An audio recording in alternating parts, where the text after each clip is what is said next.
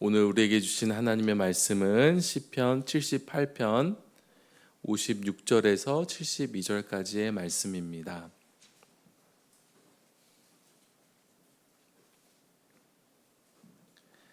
시편 78편 56절에서 72절까지의 말씀을 제가 봉독하겠습니다.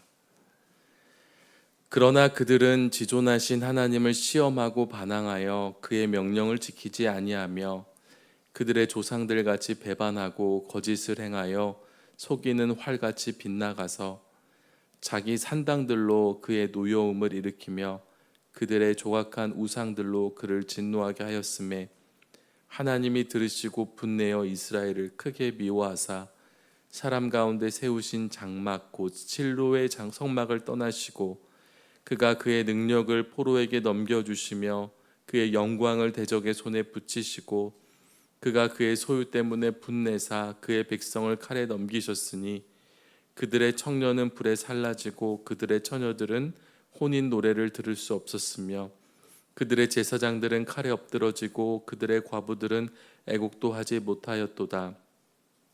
그때에 주께서 잠에서 깨어난 것처럼 포도주를 마시고 고함치는 용사처럼 일어나사 그의 대적들을 쳐 물리쳐서 영원히 그들에게 욕되게 하셨도다. 또 요셉의 장막을 버리시며 에브라임 지파를 택하지 아니하시고 오직 유다 지파와 그가 사랑하시는 시온산을 택하시며 그의 성소를 산의 높음같이 영원히 두신 땅같이 지으셨도다. 또 그의 종 다윗을 택하시되 양의 우리에서 취하시며 전양을 지키는 중에서 그를 이끌어내사 그의 백성인 야곱 그의 소유인 이스라엘을 기르게 하셨더니 이에 그가 그들을 자기 마음의 완전함으로 기르고 그의 손의 능숙함으로 그들을 지도하였도다. 아멘. 네, 오늘 이 시편 78편의 마지막 부분인 오늘 본문은요, 이스라엘의 불순종과 하나님의 심판을 다룹니다. 하나님이 에브라임과 실로를 버리고 유다와 다윗을 선택하신 이유를 설명합니다. 이를 통해서 불순종의 결과를 경고하고 유다 지파와 다윗 왕조를 통한 새로운 희망을 제시합니다.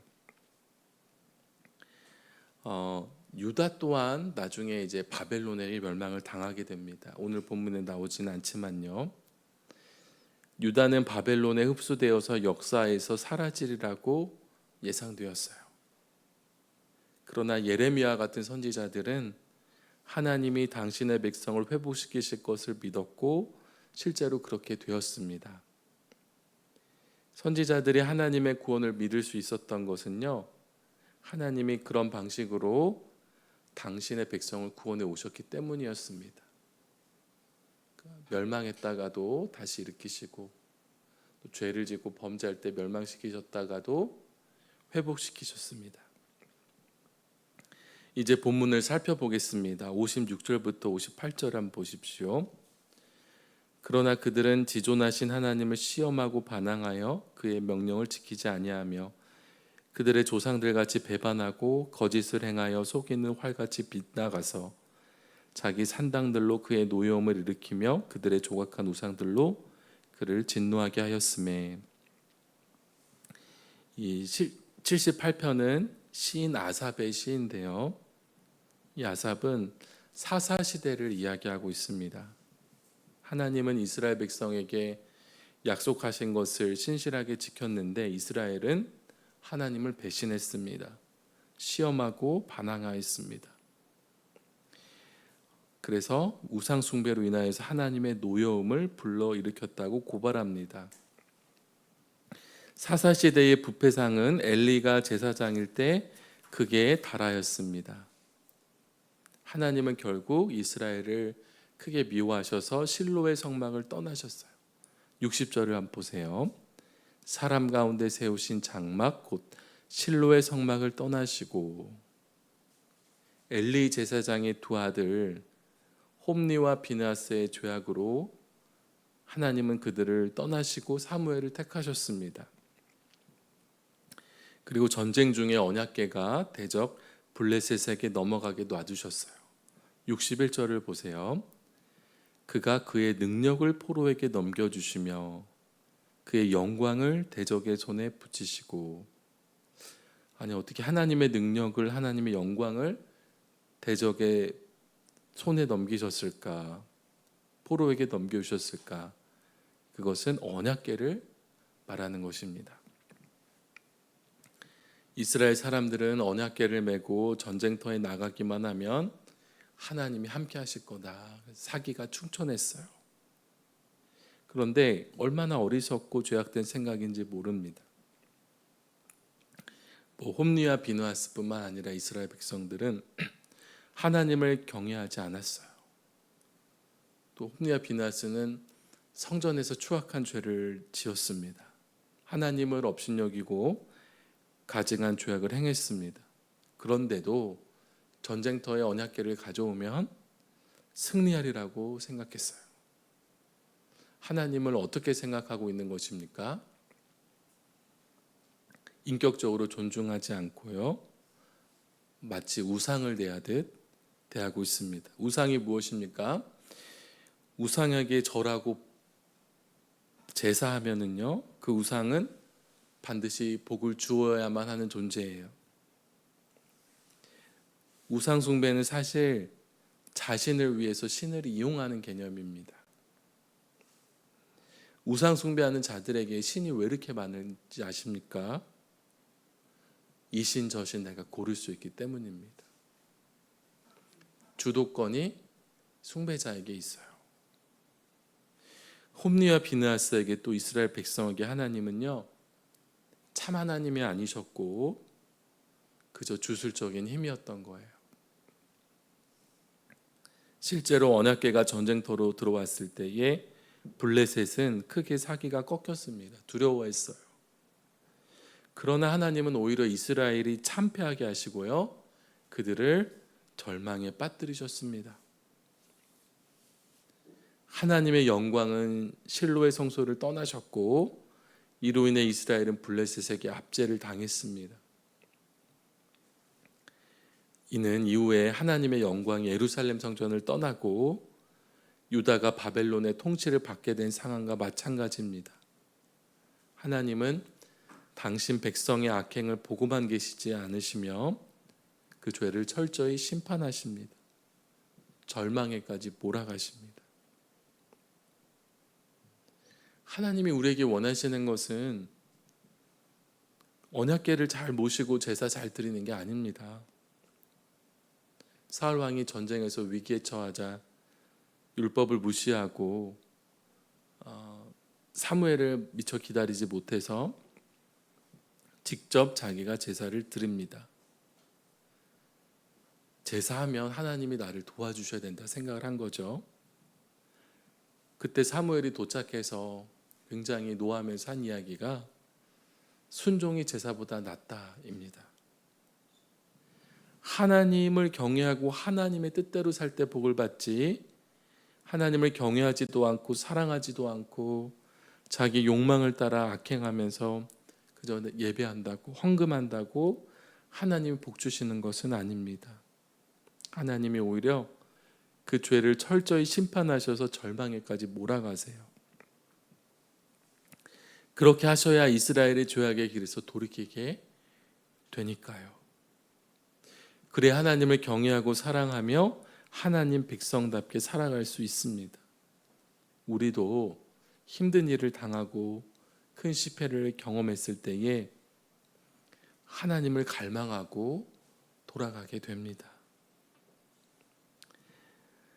이 긴 시편의 결론으로 시인 아삽은 블레셋의 압제 아래 놓인 절망적 상황에서 하나님이 일어나셔서 이스라엘을 구원하셨다고 노래합니다. 이때 하나님은 지금까지의 상식을 따르지 않으시고 새로운 길을 여시는데요, 에브라임을 버리시고 유다와 시온산을 택하신 것입니다.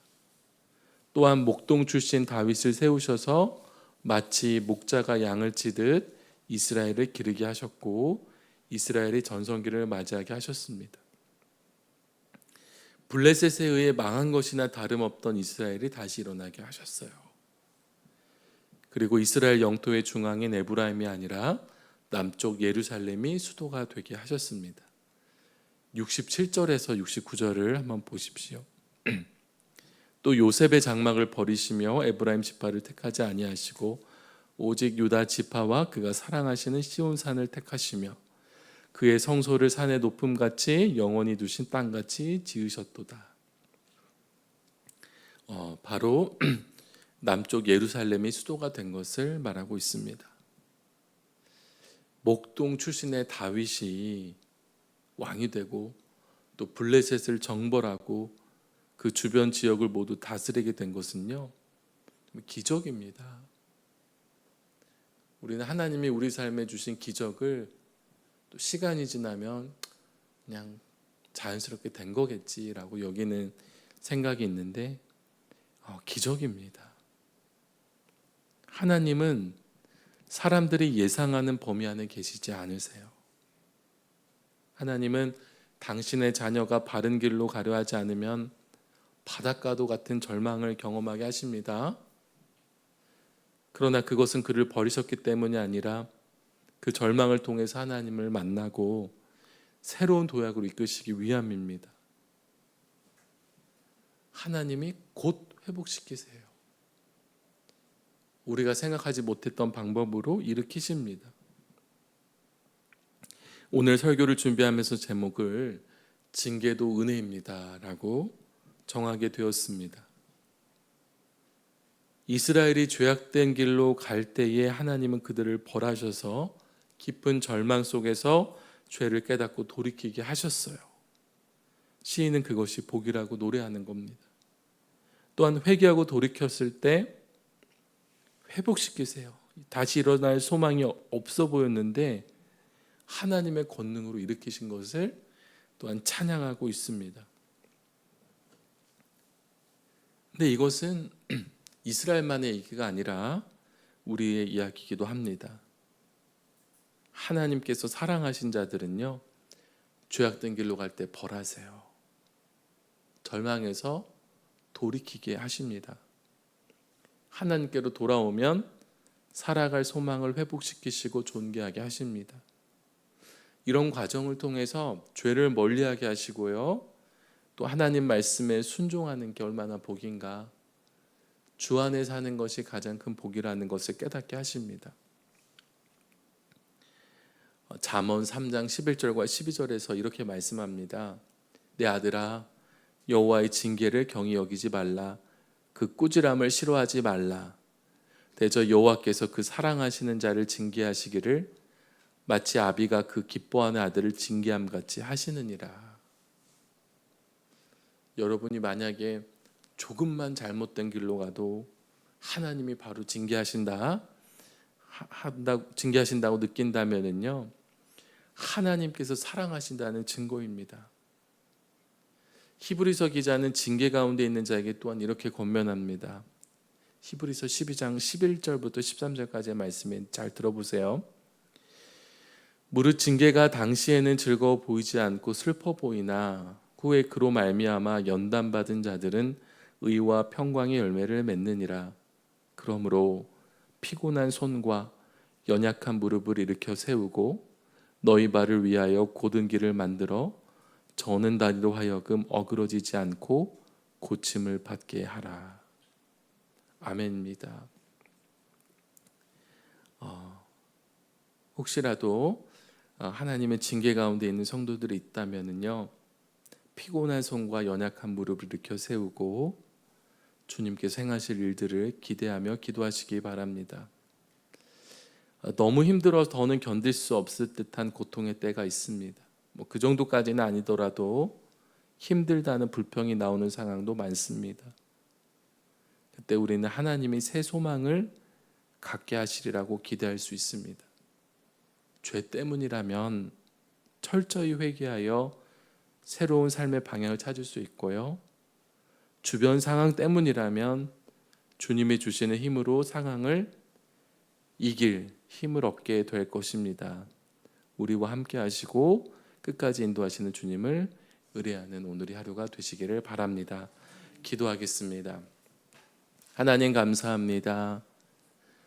우리 아버지가 되어주시며 우리를 사랑하시는 자녀같이 대하셔서 잘못된 길로 갈 때에 징계하시고 깊은 절망 속에서 깨닫게 하시며 철저히 주님 앞에 돌이킬 때에 놀라운 방법으로 회복시키시니 감사합니다.